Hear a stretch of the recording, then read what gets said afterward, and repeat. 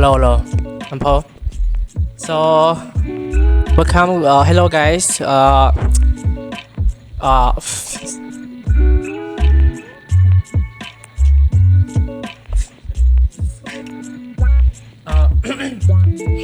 uh, oh, what the? Yeah, they shut up. Okay, mở. So, good morning, afternoon, or evening to all of you. Is like we were in different timeline. So, yeah, welcome back to our first episode of Mirror podcast. And I'm your host, Sethavan, and he is our co-host. I'm Anny and I'm Kaknikameas. And I'm Bunnawat.S. So, so why we choose this name? Like, what can you tell us? Oh yeah, thank you, Tavan. So the reason why we choose this name, like the Mirror Podcast, because we want to reflect our opinion and comment regarding to the topic that we are going to talk about. And today we are excited that, and also a bit of nervous that this is the first time we're doing it. And are you guys nervous? Yeah. So yeah. Uh, Uh, uh, oh, so I forgot to ask you, what's the purpose of our podcast again? Yes. Yeah, thank you again. So the reason why we doing this podcast because we want to entertain our audience, like the primary things, and also people will listen to us during their free time and also during their activity or something else. And we are the speaker. We want to improve our personal, yes, or like it allow us to um, uh, improve our communication skill, also gains confidence and enhance our knowledge on a particular subject and build connections as well. Yes, and lastly we do this because it's our assignment work. Yes. Basically, our topic today is about true crime, and I think it's quite an interesting topic that everyone is craving right now when it comes to a murder case or some mystery case because they want to find out what happened and why this happened, and our audience will feel interest more than any other topic. This is based on my opinions. So today we have like three or four, including me, that will share some of the case that they have been researching. Yes. So Nika, I would like you to share one of us. Okay, sure. I heard a case that when I'm scrolling Facebook, I saw a case that called a girl disappear on a nightmare, and so there's this guy that went to Mexico with his girlfriend and friends, and at night they went to a bar and they were enjoying the drink, the food, and the music. And as the guy was busy talking to his friend, and his girlfriend also busy talking to her friends, and suddenly the girlfriend she went to the bathroom, and as the guy hadn't heard from her for a few minutes, he went looking for her, but she's not there. And he spent the next couple of days searching, but he couldn't find her anywhere in Mexico. And he was panicking and freaking out. But sadly, the trips that he had with the group of friends is already over, so he had no choice but to go back. And he even alerted the authorities, trying, but no one can do anything at the moment. And when he on the way back to the United States, like he was in the line at the border trying to get back, no? Uh, and there's also a traffic. He looked over at a car at an SUV. He suddenly saw his girlfriend, like she was just sitting there face forward, not moving at all. And then he turned over to his friend, like he was so shocked that the girlfriend went missing a few days, and then suddenly just popped up there. And then he was do anything to get her attention. Like he tried to call her, he rolls down the window to waving like crazy. But then his girlfriend is not being responsive at all, and he noticed that something definitely off, something definitely gone wrong, and then he tried to alert the, at that time he cannot do anything to get out or make a big sense because he in the border. Yeah, and so he tried to alert the border patrol guard, and so the police like tell them to the truck in the girlfriend is in that truck over there, and the police went to pull over the truck and then get everyone out, including his girlfriend. But when the girlfriend is out, they realize that she's already dead, and like her entire body is already filled with drunk. Uh, so he found out that his girlfriend is already dead, and the people like get everything out of her body and then put the trunk in it, like try to get her out of the border, across the border. Yeah, and so the police had arrested them, and then the guy took her body to back in the United States to make start the funeral. Yeah, so I cannot imagine how the girl would feel being taken away from the group, and that's such unfortunate things for me. From my perspective, I think that if a group of friends went to a bar together, I think as a role as a boyfriend, he should be protective of her, like take care of her and be by her side. And if the girl went to the bathroom, her friend should come along too. Because we don't know what could happen at the bar, we cannot let a girl go there alone. Yeah. So yeah, and another case that I heard of is kind of similar. So the girl is went to a bar in Mexico too, like yeah, but kind of different story a bit. So and then she met a guy. They start talking, they start drinking, enjoy the music, and then she at that time she noticed that she was not feeling well. So she asked the guy to go home first. And as she had arrived home, she noticed that there a rash on her neck. And so the next day she went to a hospital and see a doctor, and the doctor was like, what happened? What happened to your neck? Where did you get this? And then she just go home, back home, and the next things that she know is the police is at her door. And they were like that something is happened. They need to search out her place because the things that she get on her neck was a flesh eating bacteria that you only get from eating human.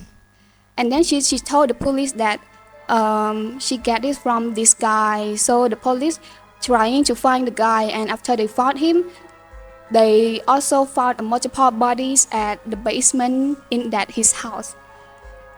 So the police arrest them, and I that was so shocked to me, that story is so shocked to me, and it's just so unbelievable. Like imagine if you are talking to a guy without knowing that he had killed multiple bodies, even nippling on them, and I couldn't imagine how it was trauma to the girl. So moral of the story, I've learned that don't trust anyone that you just met because we don't know what their intention. Yes, so my story, that's all of my story that I saw. Annie, do you have any case? Hi. Hi.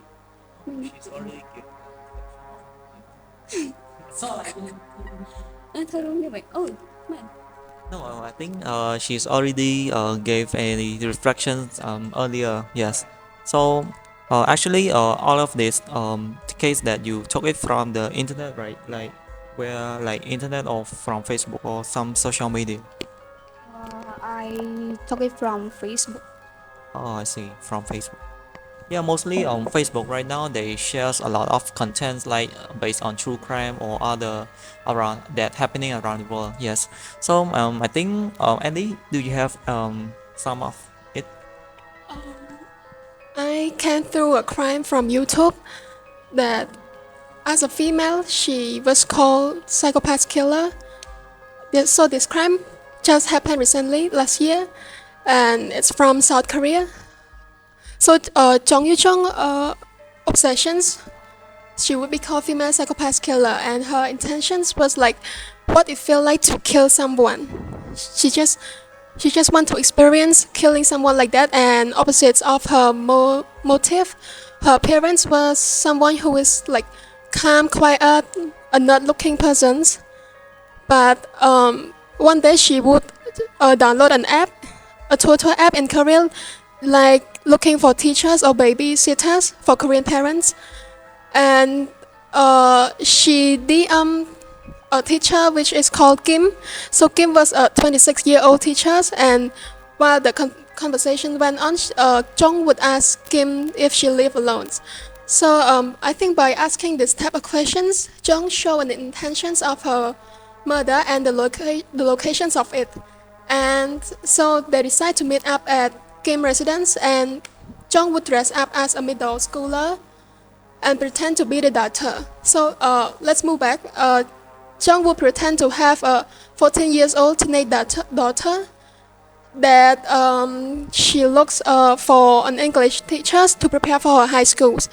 And the insane thing about Jung was that after murdering Kim, she went to two different supermarkets near her house that she lived with her grandparents. So from her house to Kim residence, it was about over 20 minutes. And she went to the supermarkets, purchased garbage bags, knife and cleaning supplies, and get rid of the body and the evidence. And she went back and forth to the victim house and her house a total of 3 times. So she then put some of the body parts into the garbage bag, and she again go back to her house to bring a suitcase. So while she put some of the body parts in the garbage bag, she would dispose it in the dumpsters, and other parts of the body would be put in the suitcase. And after that, she would ride a taxi to a river that is quite far from the victim house. And so normally a normal person who commit a crime would be so remorseful and would be so panicked and nervous with what they were doing. But Jung didn't show any signs of fear, opposite from other people who commit crimes. And professionals know that this behavior is very unusual. Even psychopaths usually panics or do not go back and forth to the victim house to not get catch in CCTV. And as they understand what they have just done, but Jung was different. She wasn't showing any signs. And so how does everything take a turn? After riding a taxi and arriving at the river, she went and disposed the body parts and brought back the suitcase. And the driver was suspicious of Jung's actions, as normally people don't go to a river that is not for like picnic type at 12 a.m. So he would took a break, and he would smoke and wait for 15 to 20 minutes, and noticed that Jung came back. And according to the police, Jung didn't notice that it was the same taxi driver. And so she asked for a ride, and that was when he trusted his own guts and intuitions. So he decided to call the police even though he hadn't seen any parts of the body or blood near the suitcase. And the police didn't understand how can the taxi driver persuade Jung to stay there. But once the police arrived, they checked the luggage and noticed the blood spots. So Jung would lie that it was her like period bloods. And as they noticed, like, why would period blood in the luggage? So they called an ambulance and took her to the hospital. And upon arriving at the hospital, she showed no sign of having a period. And then she would lie again that she had just had a baby on her own, like she would give birth herself. And again, the doctor examines that she has no signs of giving birth. in recent days or hours. So again, she was taken to the police interrogations, and she again lied that she arrived when she arrived at the total house. There was another suspect that already unalived the victim, Kim, and the suspect would tell her that if she disposed and kept the secret of the body, she would be able to live in the victim identity. And the police seems not to buy her story, and she again then changed a story that she was afraid and embarrassed of as an adult seeking for another English teacher. And she got into an argument with the teacher about the school curriculums that with the teachers and got angry, so she decided to murder her. And after that, she now confessed to her crime that she just want to know what it is like to unalive someone. So the autopsy on the victim body showed that she was stabbed 20 times on neck and chest. And professional remarked that her only intention was to go there, murder, and make it quick. So normally some of the murderer want to see the reactions of the victims. Sometimes they want to they want the victims to ask for forgiveness, not to kill them. But Jong was different. Jong just want to kill and make it quit. Then not wanting the victim to react or something. And what do you guys think about this? I have not heard about it since a long time ago. When I saw her in a CCTV, her face just like normal person. Like she just commit a crime. She just killing someone, but she holding the body part, and she walk in the street. People walk around her. She just nothing ever happened. Like it's crazy, and yeah. That's what psychopath look like. That's what psychopath look like. So, any of you guys have any idea on it? Want to share? No. Okay. I want to add something. Normally, criminal would empower someone. Like if they want to murder someone, they would look for children's elderly or someone weaker than them. But Jong was really different from other because her victim was around her age, and Jong was not physically fit. And so Jong actually when the police questions, she has a favorite movie which is called Hwa Cha, and the movie was about another woman kill another woman and keeping the identity of herself. So it could mean that she hate her life or dream of living another person's as another person's. And police found that she also graduated 5 years ago, but she has no friend at all. Really no friends. And she lived with her grandfather, so no information about her parents, wherever they are, or what she have gone through since she was a child. So she might suffer from a mental illness. And I think my crime has come to an end. I would like to move on to Sethavan. So thank you so much. Wow. To your stories give me goosebumps. Holy. So for me, I have doing some research on this case. Happened in Japan, in 1989, something like that. The girl named Junko Furuta, and I confident that some of you have know about this case because it's famously known as 44 Days of Hell. So she is a high school girl.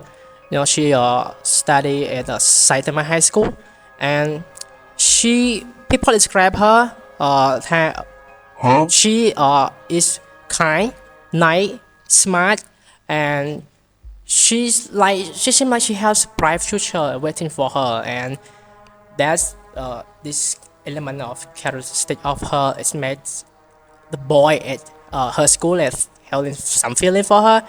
And one of the boy is this guy named Hiroshi Mayano. So he is Yakuza. You guys know Yakuza, right? Yeah, Yakuza wanna be. He's not in the gang. He just wanna be, and he have a feeling for her. And so one day he go and confess his feeling to her, and unfortunately for him, she rejected him on the spot. Yeah. So he pissed. He mad because he against her, and nobody want to define him. Like nobody want to reject him, or otherwise they will get in trouble because he like have connection with Yakuza, and so he mad at her, and so he came up with a plan. They stayed a fake fight. Like he have another friend attack her when she ride her bike to her home, and he come and save the day, like he a hero or something like that. Yeah. So yeah, she believe it. She believed that the guy is her hero and save the day, and yeah, and that moment. Yeah. And that moment, she walked straight to hell. Since then, she lived in hell for 44 days. Uh, and it's not only one guy. Hiroshi, he has three other guy who is his friend as well, and they held her in one of his friend's place, and her imprisonment is well known in the community. Like hundred of people know about her, imprisonment by this guy. Even their parents and family member, they know about it, but they don't want to do anything about it because they want to have good reputation in their community. They don't want people know that their children or their siblings do the type of stuff. And so, yeah, she like they do horrible stuff to her. Like I can't imagine like what she's been through. Like it's beyond, like I cannot comprehend it. Like I don't want to go into detail about it because it's so sensitive and it's so traumatized. Like I know when I heard about it, I almost passed out. It's so bad, like what they did to her, and the last day, like on the 44th day, I don't know why, but they want to play mahjong with her. Like mahjong, it's like a gambling, but Chinese tradition. Yeah, in her condition, like her finger, like bone finger, is gone, like completely turned to piece, and her brain is like almost malfunction, cannot malfunction anymore, and her eye is just like almost went blind. But you know what? She still beat them in the mahjong game. It's so insane, and they pissed. Like how can this girl in this condition still beat them up in this game? So they pissed, and yeah, they put the end to her. And they decompose her body in a concrete field tram, and yeah, and one day, the police, as the authority, got an anonymous tip from someone in that area that they found the body, and yeah, they don't know who did it. No evidence, no DNA, no nothing. But one day, the guy, the Hiroshi guy, the police arrest him about other crime that he commit, not Junko case, but other that the older girl that he and his friend, all would, The guy had commit another crime too. Yeah. That Hiroshi guy. Him and his friend commit like 2 or 3, capture a girl, held her as a hostess and overed her, but for others 2 girls is fortunately they release them, but for Junko they don't. Yeah, so the police questioning them about other case, but the guy Hiroshi, he's such a moron. He thought that the police questioning him about Junko, so he confessed every little detail about it, and they know, oh, this guy did it. We finally found the killer, but yeah, it's such a when the news spread around the country, people outrage about it, and when on the court and people like come to for a hearing, in the hearing like the detail of it. You know what? People pass out when they learn about it, like what they do to her, and uh, but unfortunately, and or lucky for the four guy, they don't have a charge with long time in jail. They got like 20 year and 60 year, and all the two guy like 8 or 6 years in prison. But they they released before that, and they walk free on and still alive today. They walk free. They living their best life. Well, jungle family still traumatized about this event. It's so insane, and I can't imagine what her feeling, because in that 44 days she keep begging them just kill her, just kill her. She don't want to live like this no more. Just kill her off, but they don't. They still, do this terrible stuff, inhuman stuff to her, and they face no consequences. You know, it's insane because they, have money. Their family is rich, and yeah, and for me, I think that it's so unfair. In our world, it's not like nowadays. It's always like this since forever. Rich people actions have no consequences.